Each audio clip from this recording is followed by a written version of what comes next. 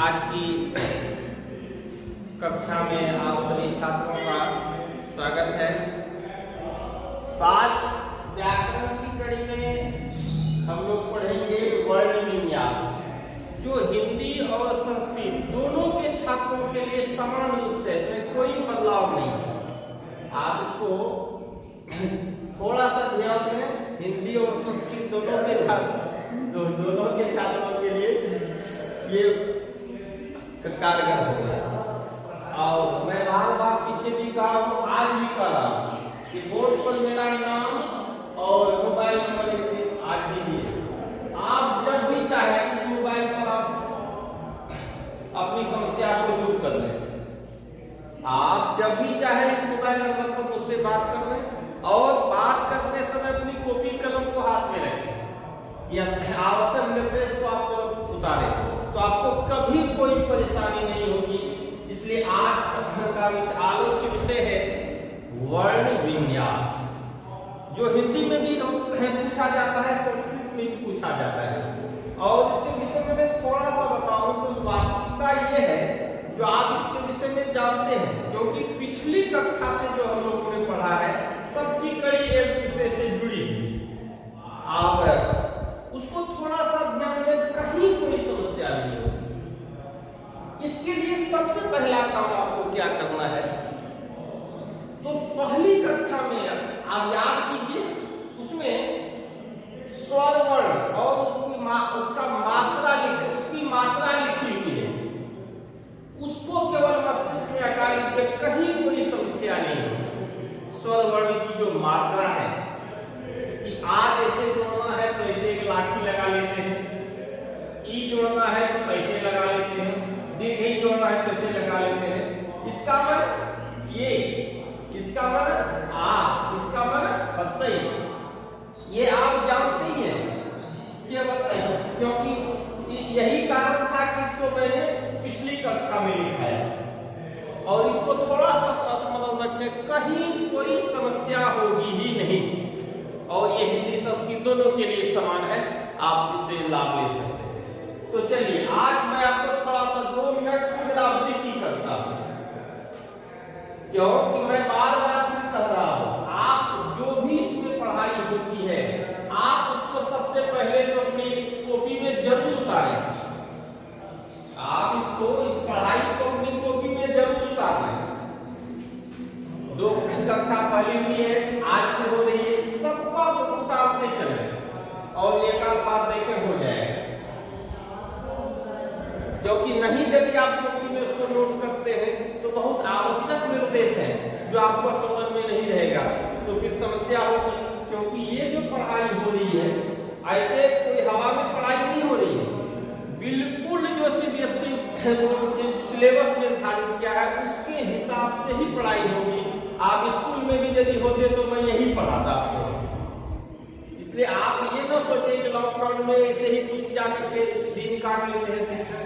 ये जो भी पढ़ाई हो रही है वो बिल्कुल आपकी किताब से है, आपके परीक्षा के लिए। आप सीधा जानिए कि क्लास में भी पहले यही पढ़ाई होगी, सबसे पहली पढ़ाई ये होती, उसके बाद फिर पुस्तक शुरू होती। इसलिए आप इसको जो भी पढ़ाई हो रही है उसको अपने कॉपी में उतारते चले, और जहां समस्या हो इस मोबाइल नंबर से बात करके, और भी मोबाइल नंबर दिया हुआ है, आप बात करके समस्या को निवारण कर लें। एक आध बार पढ़े, एक बार 2 बार पढ़े, काम खत्म।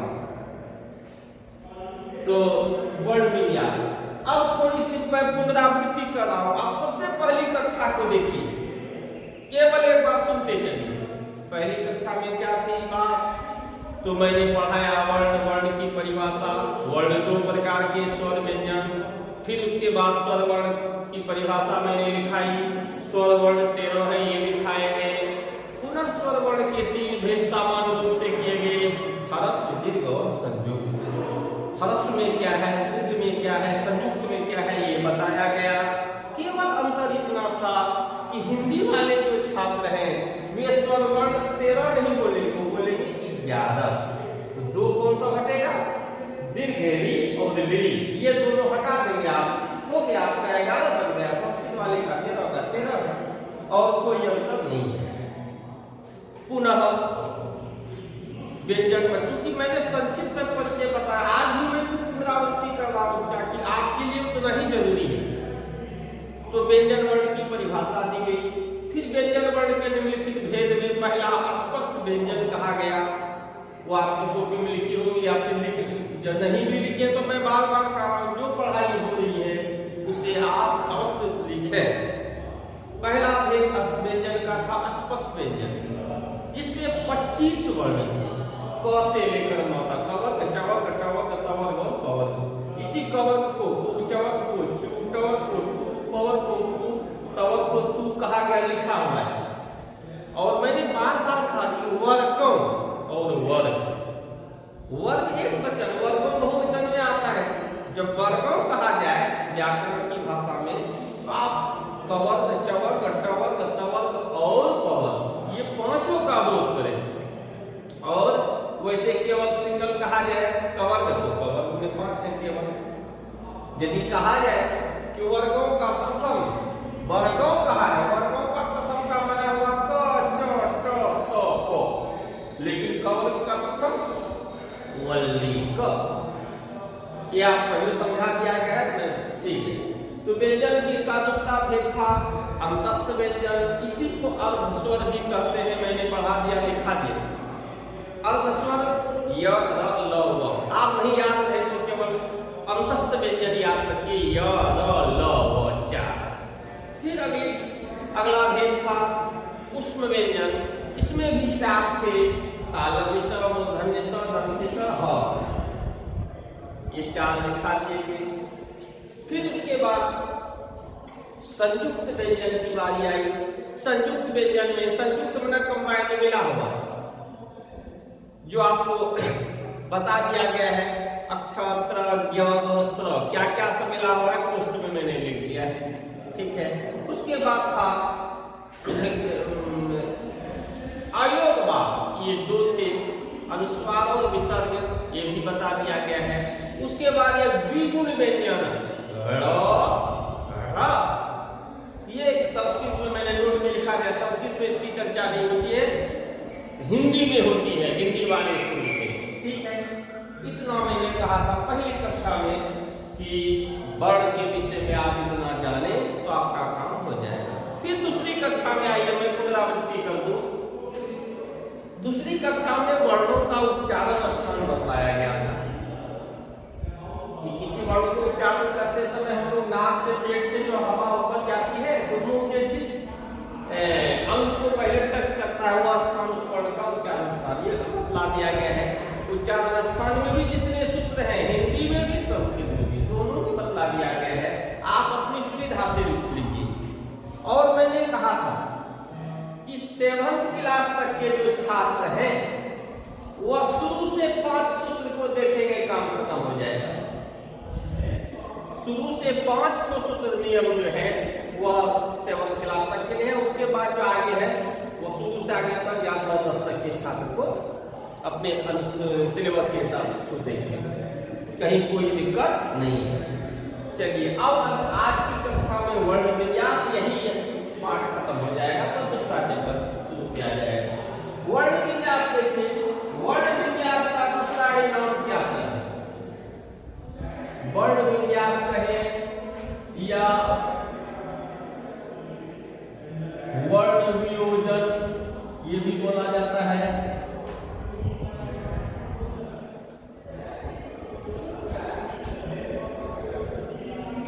इसका दूसरा नाम वर्ण विच्छेद। ये तीनों नाम, तीनों एक ही चीज है, वर्ण विन्यास कहें या वर्ण वियोजन कहें या वर्ण विच्छेद कहें। जैसे इसको अलग अलग करके लिखना है, आप ये मोबाइल नंबर लिख लेंगे। चलिए, मैं इस जगह को खाली करता हूं।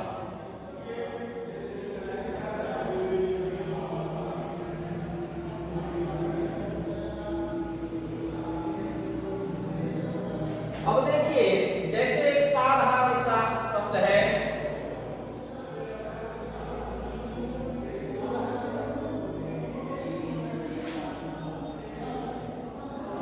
कौशल,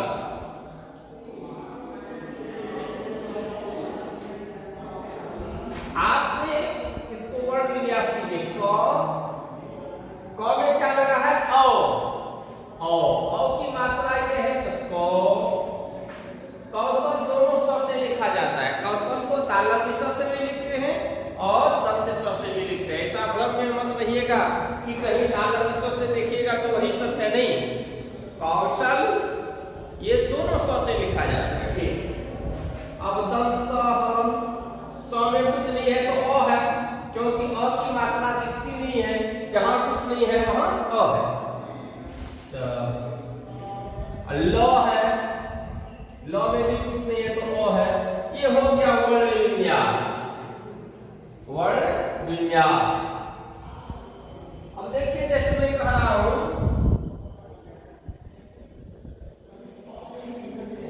गंगा, गहल जोड़, ये भी दे सकते अंग। अंग से अनुस्वार होता है इधर की गहल जो आ गंगा हो गया। ये अनुस्वार। विसर्ग की मात्रा से देखिए जैसे कृषक, हिंदी वाले विसर्ग हटा देंगे। क्री क हलंत जोड़, इधर भी लगा हुआ है तो भी इसकी मात्रा है। उसके बाद मूर्धन्य स है, स हलंत कुछ नहीं लगा है तो अ है। उसके बाद क है और क के बाद क्या है? विसर्ग है। तो देखिए विसर्ग को दो तरह से आप दे सकते हैं। इसको आप ऐसे भी दे सकते हैं या नहीं, कहीं पर लोग ऐसे भी लिखते हैं, दोनों सही है।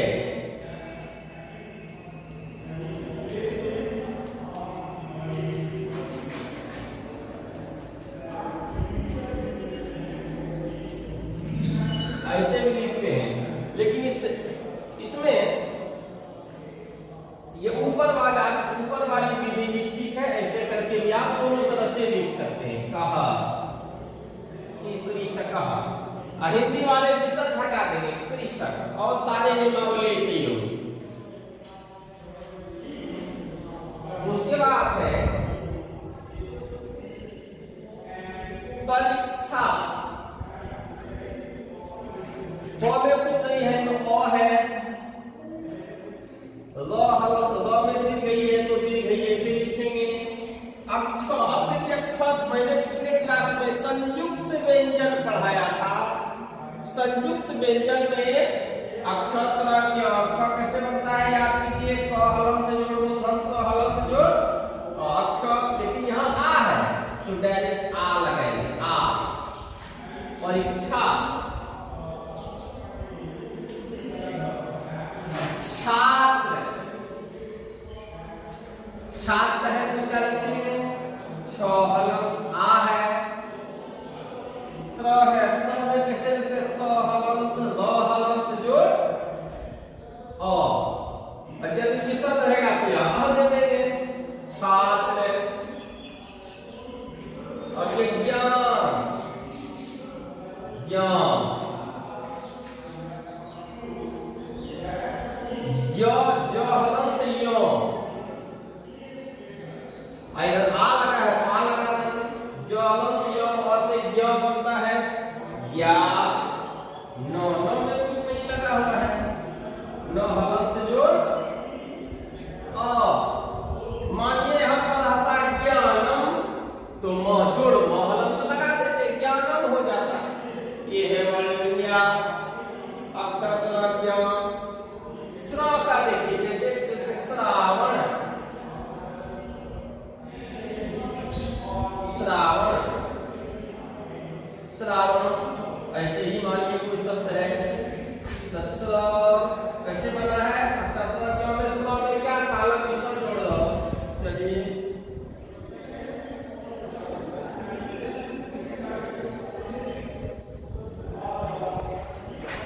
आ, सा बन गया।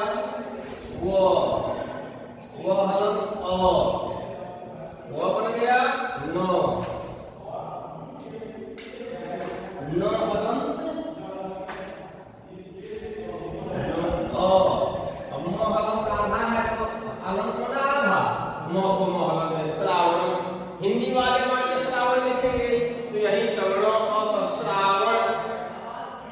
ऐसे लिखेंगे। और एक और टेक्निक जानिए तो कहीं कोई दिक्कत नहीं है। चलिए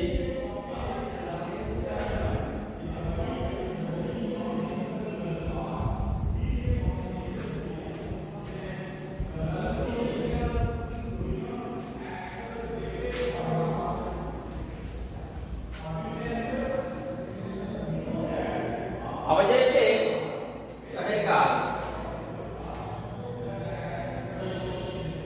कान, पर, क्रम,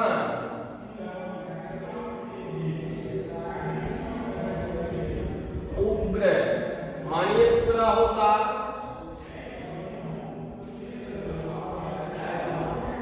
इसको लगाइए, क में आ है तो क हलंत जोड़ आ। फिर रेफ हमेशा पहले लिखा जाता है। यहाँ कार्य, थोड़ा सा स्थिर से बोलिए, कार्य पहले द की ध्वनि आती है। पद, पद, प के बाद द की ध्वनि आती है। पद तो पहले रेफ पीछे आता है। रेफ, रेफ का द, रेफ माने आधा द।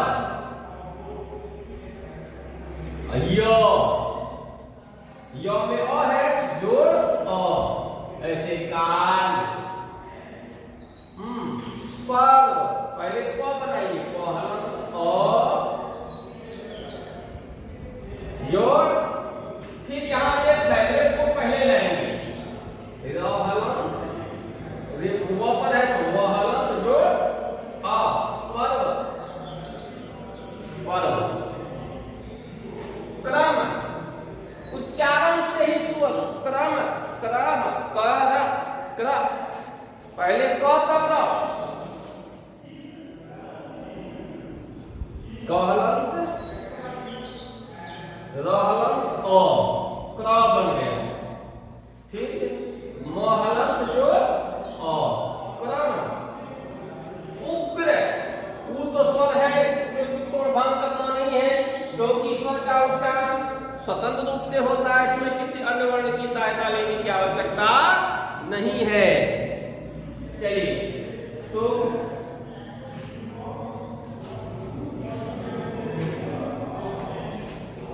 उ, उसके बाद ग, जोड़ र, जोड़ अ। विसर्ग है, विसर्ग वैसे दे दीजिए, उग्रह। उग्रह बन गया, क्या बना? उग्रह। ठीक है। अब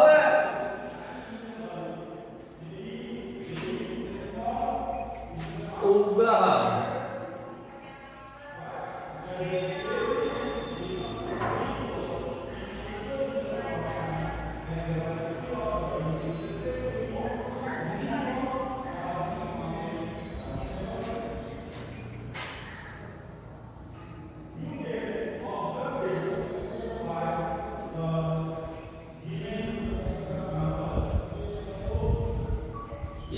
उग्र बना।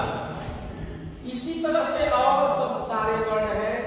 आप मूल रूप से जानिए कि यदि आप स्वर वर्ण के जो संकेत हैं, मात्रा संकेत, ये यदि आप जानते हैं तो आपका ये सारा कुछ हो जाएगा।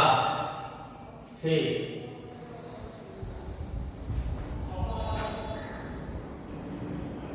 वर्ण विन्यास। अब इसका उल्टा है वो, ये वो वर्ण विन्यास में अलग अलग करके लिखना। इसी को वर्ण विन्यास या वर्ण वियोजन, वियोजन या वर्ण विच्छेद, तीनों नाम है, सब में यही करना है। जब वर्ण विन्यास करने पूछेगा तो ये दिया हुआ रहेगा, इधर आपको तोड़कर बनाना है। कभी कभी क्या रहता है तो वर्ण संयोग उल्टा, इसका बिल्कुल उल्टा। चलिए बिल्कुल उल्टा करते हैं।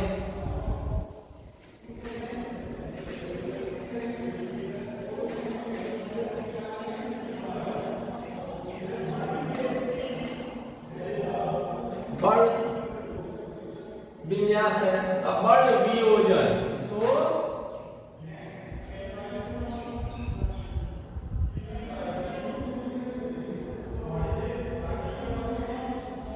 या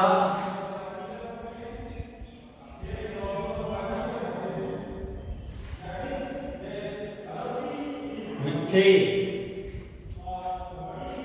ये से उसका उल्टा है, वर्ण संयोजन और वर्ण विच्छेद, ये दोनों एक दूसरे का उल्टा है। अब देखिए मैं लिखता हूं वर्ण संयोजन कीजिए, जैसे कॉलम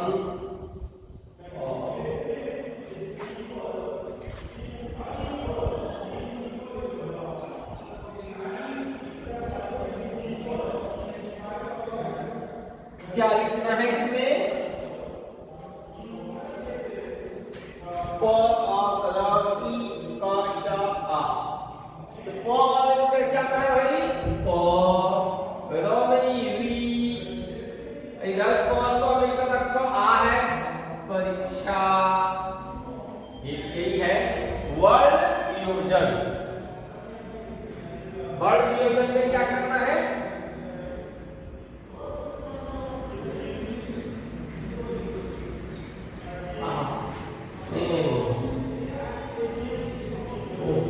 पहले भूल ऐसे वर्ण संयोजन, संयोजन, वर्ण संयोजन है, वर्ण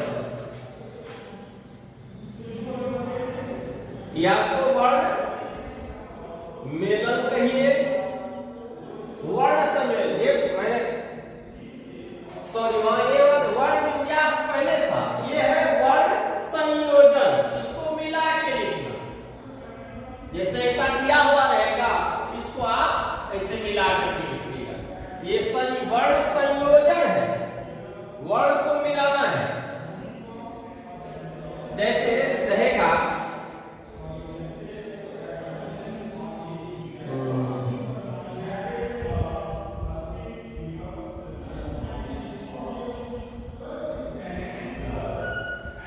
कश्मीरम, मानिए ऐसा है,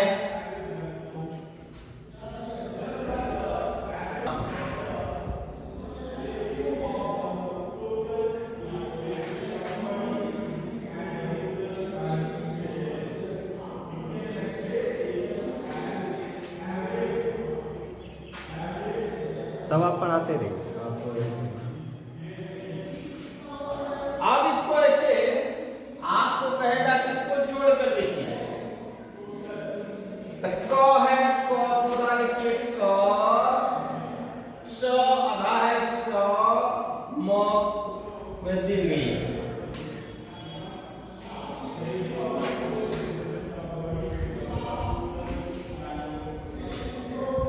ल कश्मीर, ये जब तोड़ के लिखा जाए और आपको कहे कि वर्ण संयोजन कीजिए तो मिला के ऐसे लिखना है, मैंने भूल से पहले लिख दिया था वर्ण वियोजन, वर्ण वियोजन को तोड़ के लिखना है जो मैंने पहले बताया, अब ऐसा तोड़ के लिखा हुआ है, इसको क्या कहेंगे, वर्ण संयोजन, इसका नाम है वर्ण संयोजन या वर्ण मेलन।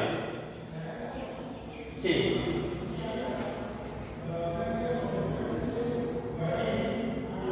अब है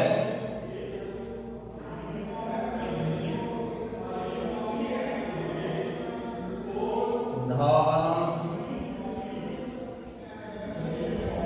आ,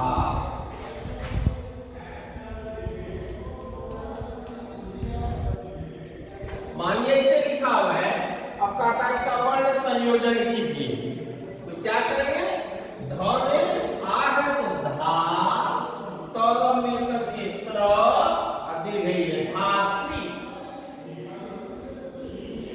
इस प्रकार से हम लोग वर्ण संयोजन करते हैं। मैंने भूल से पहले कहा था वर्ण वियोजन लिख दिया था, लेकिन नहीं, ये क्या है, पहले जो मैंने बताया वो है वर्ण विन्यास, है ना, अलग अलग करके लिखना, उसी का नाम वर्ण वियोजन है, उसी का नाम वर्ण विच्छेद भी है।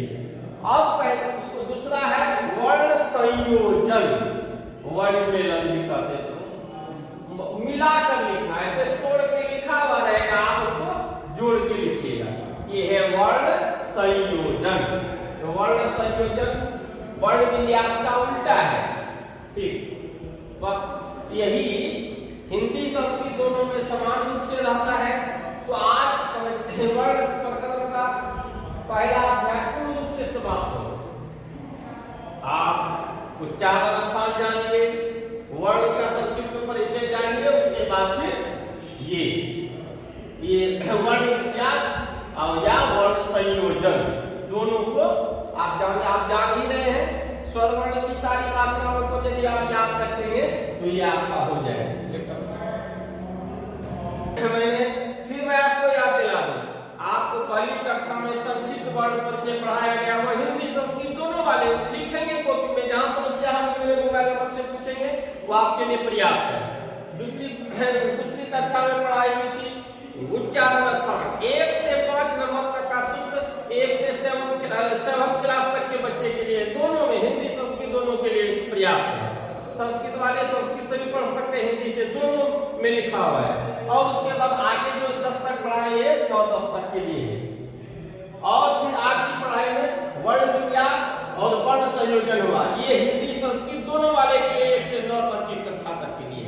अब ये विषय या वर्ण प्रकरण का पाठ पूर्ण रूप में यहाँ समाप्त होता है। धन्यवाद।